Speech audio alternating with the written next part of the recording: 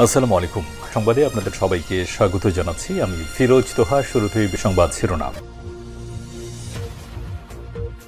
বাংলাদেশের সর্বশেষ গুরুত্বপূর্ণ আপডেট সংবাদে আপনাকে স্বাগত। শুরুতেই সংবাদ শিরোনাম, পরে বিস্তারিত।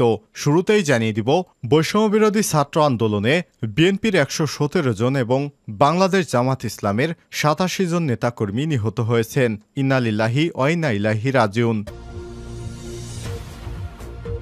এরপর জানিয়ে দিব, শেখ হাসিনা পালিয়েছে, এটির ভিন্ন শব্দ প্রয়োগ গণমাধ্যমের বিবেকের স্বাধীনতাকে প্রশ্নবিদ্ধ করবে। মিডিয়ার উদ্দেশ্য করে বললেন বিএনপির ভারপ্রাপ্ত চেয়ারম্যান তারেক রহমান। দেশের প্রিন্ট এবং ইলেকট্রিক মিডিয়ার সংশ্লিষ্টদের প্রতি দৃষ্টি আকর্ষণ করে বিএনপির ভারপ্রাপ্ত চেয়ারম্যান তারেক রহমান বলেছেন, গণহত্যাকারী শেখ হাসিনা সংবাদপত্রের স্বাধীনতা কেড়ে নিয়েছিল। সংবাদপত্রের স্বাধীনতা হরণকারী হাসিনা পালিয়েছে। জনগণের প্রত্যাশা, আপনারা আপনাদের যার যার সংবাদপত্রে নির্ভয়ে এই শব্দটি লিখবেন, হাসিনা পালিয়েছে, হাসিনা পালিয়েছে। শব্দটির পরিবর্তে কোনো গণমাধ্যম যদি ভিন্ন কোনো শব্দ প্রয়োগের অপকৌশল নেয়, সেটি জনগণের কাছে আপনাদের বিবেকের স্বাধীনতাকেই প্রশ্নবিদ্ধ করবে। আজ লন্ডন থেকে এক ভিডিও বার্তায় এসব কথা বলেন বিএনপির ভারপ্রাপ্ত চেয়ারম্যান তারেক রহমান। জানিয়ে দিব, আমার বিশ্বাস তারেক রহমান আগামীর প্রধানমন্ত্রী। এক সাক্ষাৎকারে বললেন সাবেক সংসদ সদস্য এবং BJP chairman barrister Andalib Rahman Partha. এদিকে আন্দোলনের মুখে এইচএসসির বাকি সমস্ত পরীক্ষা বাতিল ঘোষণা। শিক্ষার্থীদের আন্দোলনের মুখে চলমান এইচএসসি এবং সমমানের বাকি পরীক্ষাগুলোর পরীক্ষা বাতিল করে অটোপাসের দাবি মেনে নিয়েছে শিক্ষা মন্ত্রণালয়। মঙ্গলবার বিকেলে ঢাকা শিক্ষা বোর্ডের চেয়ারম্যান অধ্যাপক তপন কুমার সরকার এসব তথ্য নিশ্চিত করেছেন। অবশ্য এ বিষয়ে এখনও প্রজ্ঞাপন জারি করেনি মন্ত্রণালয়। জানিয়ে দিব, কুমিল্লায় বাহার এবং সূচনার বিরুদ্ধে আরও এক মামলা। কুমিল্লার সাবেক সংসদ সদস্য আকম বাহাউদ্দিন বাহার এবং তার বড় মেয়ে অপসারিত কুমিল্লা সিটি কর্পোরেশনের সাবেক মেয়র তাহসিন বাহার সূচনার বিরুদ্ধে আরও একটি মামলা দায়ের করা হয়েছে। কুমিল্লার তালতলা চৌমুহনীতে ছাত্র জনতার মিছিলে সশস্ত্র হামলা এবং আহত হওয়ার ঘটনায় কুমিল্লা কোতোয়ালি মডেল থানায় এ মামলা দায়ের করা হয়।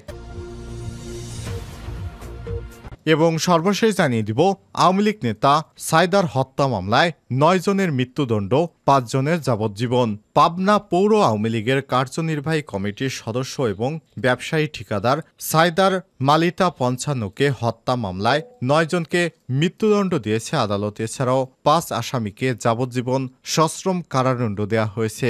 আর তার হত্যায় জড়িত থাকার অভিযোগ প্রমাণিত না হয় বেকসুর খালাস পেয়েছেন ৭ আসামি। আজ দুপুর ১২টার দিকে রাজশাহীর দ্রুত বিচার ট্রাইব্যুনালের বিচারক মোহাম্মদ মহিদুজ্জামান এ রায় ঘোষণা করেন। প্রিয় দর্শক, এতক্ষণ শুনছিলেন সংবাদ শিরোনাম, এবারে বিস্তারিত। তবে তার আগে বন্ধুরা, অনুরোধ থাকবে সংবাদটিতে একটি লাইক দিন। এই চ্যানেলে আপনি নতুন হয়ে থাকলে আমাদের সংবাদটি দেখতে দেখতে চ্যানেলটি সাবস্ক্রাইব করে রাখুন। আর বন্ধুরা, কমেন্ট করে জানিয়ে দিন এই সংবাদ সম্পর্কে আপনার মূল্যবান মতামত। জানিয়ে দিন বন্ধুরা, আপনি বিশ্বের কোন দেশ থেকে বা বাংলাদেশের কোন স্থান থেকে আমাদের সংবাদটি দেখছেন এবং শুনছেন। এবারে বিস্তারিত। বিএনপির ১১৭ এবং জামাত ইসলামের ৮৭ নেতাকর্মী নিহত হয়েছে।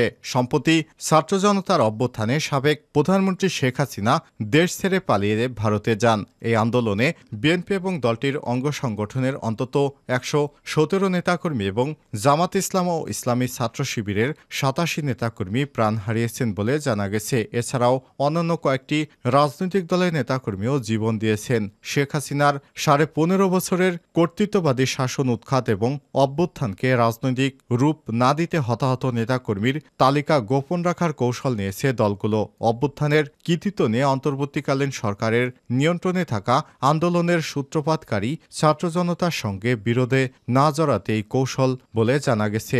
সমকালের এক প্রতিবেদন থেকে জানা যায়, এসব দলের সূত্রগুলো নিহত নেতাকর্মীদের বড় অংশের পরিচয় পাওয়া গেছে। বিএনপির সূত্র নিশ্চিত করেছে, ছাত্র দলের ৩৪, যুব দলের ৩৫, স্বেচ্ছাসেবক দলের ৯, শ্রমিক দলের ১৪, কৃষক দলের ৪, ঢাকা মহানগর উত্তর বিএনপির ৬, দক্ষিণ বিএনপির ১২, মৎস্যজীবী দলের ২, জাতীয়তাবাদী সামাজিক সাংস্কৃতিক সংস্থা জাসাসের এক নেতাকর্মীর প্রাণহানির তথ্য নিশ্চিত হওয়া গেছে। বহু নেতাকর্মী চিকিৎসাধীন অবস্থায় নিহতের সংখ্যা আরও বাড়তে পারে।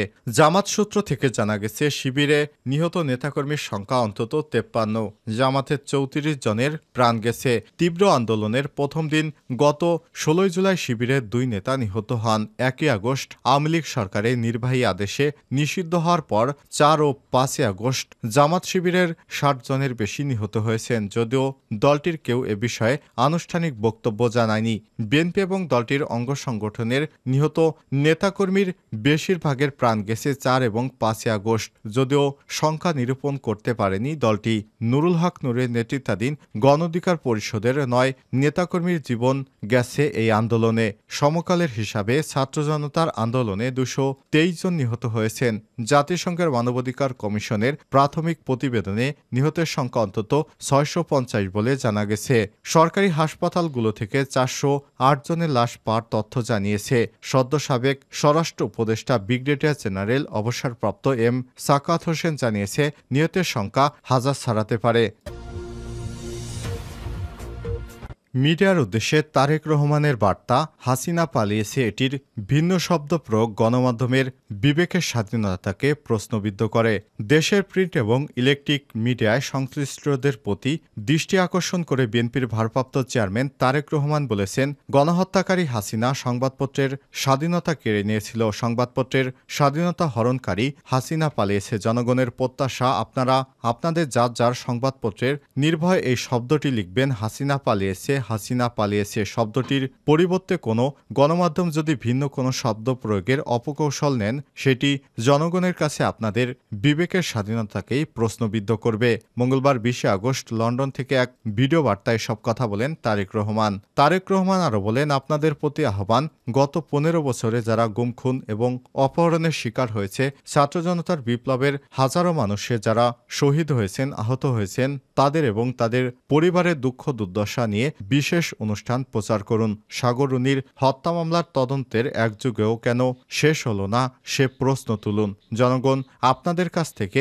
আয়নাঘর নিয়ে অনুসন্ধানী রিপোর্ট দেখতে চায়। হাসিনা দেশকে লুটেরা রাষ্ট্রে পরিণত করেছিল।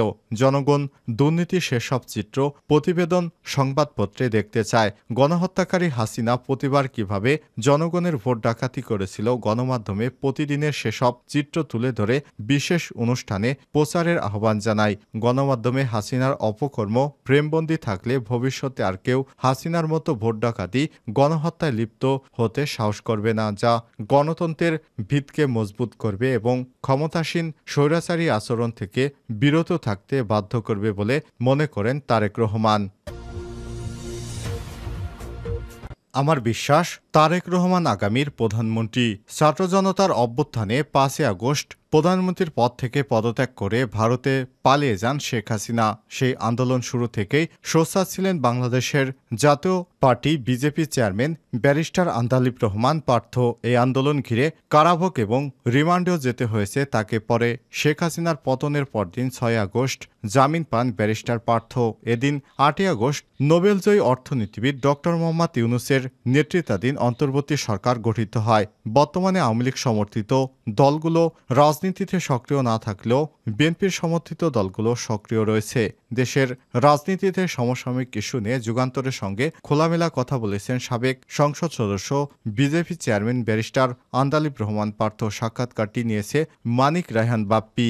ব্যারিস্টার পার্থ বলেন, সত্য কথা বলতে এই সরকারের কাছ থেকে জনগণের প্রত্যাশা অনেক, তবে প্রত্যাশা বাস্তবায়নে আমাদের নিজ নিজ জায়গা থেকে সবাইকে সহযোগিতা করতে হবে। এই সরকারের বিশ্বাসযোগ্যতা এবং গ্রহণযোগ্যতা নিয়ে তো কারো কোনো প্রশ্ন নেই। যারা এই সরকার তারা ব্যক্তিগতভাবে সফল মানুষ, যেহেতু তারা হঠাৎ করে আসছেন সেহেতু তাদের সুযোগ এবং সাহায্য ও সময় দিতে হবে আমাদের। ব্যারিস্টার পার্থ বলেন, তারা তো শুধু সুষ্ঠু নির্বাচনে কাজ হাতে নেয়নি, তারা যেহেতু রাষ্ট্র মেরামতের পরিকল্পনা করছে, কতটুকু এবং কিভাবে সংস্কার করবেন এখন পর্যন্ত তারা তো কোনো গাইডলাইনই দেননি। বিশেষ করে রাষ্ট্র মেরামতের কি কি গুরুত্বপূর্ণ কাজ হাতে নেবেন, কত সময় ওনাদের দরকার তা এখনও বলা যাচ্ছে না। কতদিন মেয়াদ হওয়া উচিত?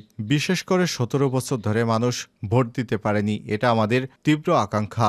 আমাদেরও আকাঙ্ক্ষা আছে। মূল কথা হচ্ছে এই সরকারের সময়টা নির্ধারণ করবে তারা কী ধরনের রাষ্ট্র মেরামত করতে চান। এ সময় তিনি বলেন, আমার বিশ্বাস আগামীর ভবিষ্যতে বাংলাদেশের প্রধানমন্ত্রী হবেন তারেক রহমান। তীব্র আন্দোলনের মুখে এইচএসসির বাকি পরীক্ষা বাতিল। শিক্ষার্থীদের আন্দোলনের মুখে চলমান এইচএসসি এবং সমমানের বাকি বিষয়গুলোর পরীক্ষা বাতিল করে অটোপাসের দাবি মেনে নিয়েছে শিক্ষা মন্ত্রণালয়। মঙ্গলবার বিকেলে ঢাকা শিক্ষা বোর্ডের চেয়ারম্যান অধ্যাপক তপন কুমার সরকার এসব তথ্য নিশ্চিত করেছেন। অবশ্য এ বিষয়ে এখনও প্রজ্ঞাপন জারি করেনি মন্ত্রণালয়। এদিন পরীক্ষার বিষয়ে শিক্ষা মন্ত্রণালয়ের অন্তর্বর্তী সরকারের শিক্ষা উপদেষ্টা ওয়াহিদুদ্দিন আহমেদের সভাপতিত্বে এক বৈঠক অনুষ্ঠিত হয়। বৈঠকে সিদ্ধান্ত নেওয়া হয়েছে চলতি বছরে এইচএসসি এবং সমমনা বাকি বিষয়গুলো পরীক্ষা অর্ধেক প্রশ্নোত্তরে অনুষ্ঠিত হবে। পুনরায় পরীক্ষা শুরুর তারিখ 11 সেপ্টেম্বর থেকে আরও 2 সপ্তাহ পেছবে। তবে শিক্ষার্থীদের আন্দোলনের মুখে বাকি বিষয়গুলোর পরীক্ষা বাতিল করে অটোপাসের দাবি জানিয়েছে শিক্ষা মন্ত্রণালয়। কুমিল্লায় বাহার এবং সূচনার বিরুদ্ধে আরও এক মামলা। কুমিল্লার সাবেক সংসদ সদস্য আকম বাহাউদ্দিন বাহার এবং তার বড় মেয়ে অপসারিত কুমিল্লা সিটি কর্পোরেশনের সাবেক মেয়র তাহসিন বাহার সূচনার বিরুদ্ধে আরও একটি মামলা দায়ের করা হয়েছে। কুমিল্লার তালতলা চৌমুহনীতে ছাত্র জনতার মিছিলে সশস্ত্র হামলা এবং আহত করার ঘটনায় কুমিল্লা কোতোয়ালি মডেল থানায় মামলা দায়ের করা হয়। বাহার এবং সূচনা ছাড়াও আরও 223 জনের নাম উল্লেখ করে অজ্ঞাত 150 জনের বিরুদ্ধে মামলাটি দায়ের করেছে কুমিল্লার দক্ষিণ চর্তা তালতলার কাশেম মিয়ার ছেলে ছোটন মিয়া। কুমিল্লা কোতোয়ালি মডেল থানার অফিসার ইনচার্জ ফিরোজ মিয়া এসব তথ্য নিশ্চিত করেছেন। মামলায় উল্লেখ করা হয়, গত 19 জুলাই বিকাল 3:30টায় বৈষম্য বিরোধী ছাত্র আন্দোলনে যোগ দেওয়ার লক্ষ্যে ছাত্র জনতার মিছিল সহ কান্দিরপাড় যাওয়ার উদ্দেশ্যে দক্ষিণ চর্তা তালতলা চৌমুহনী সৈয়দবাড়ি সংলগ্ন পাকা রাস্তায় সমবেত হয়। এ সময় সাবেক এমপি বাহাউদ্দিন বাহার এবং তাহসিন বাহার সূচনার হুকুমে আসামিরা দেশীয় অস্ত্রশস্ত্র অগ্নেয়াস্ত্র সজ্জিত হয়ে দাঙ্গা সৃষ্টি করে নিরস্ত্র ছাত্র জনতার উপর অতর্কিত হামলা করে। এতে বাদীর ডান পায়ের হাঁটুর উপর গুলিবিদ্ধ হয় এবং কোপের আঘাতে গুরুতর জখম হয়। এছাড়াও সাক্ষী রোমান হাসান রিপন, সাবিক ইসমাইল, কাজী সুমন এবং ইসমাইল হোসেন গুলিবিদ্ধ ও জখম এবং স্প্রিন্টারবিদ্ধ হয়। এ মামলায় 225 জনকে আসামি করা হয়েছে।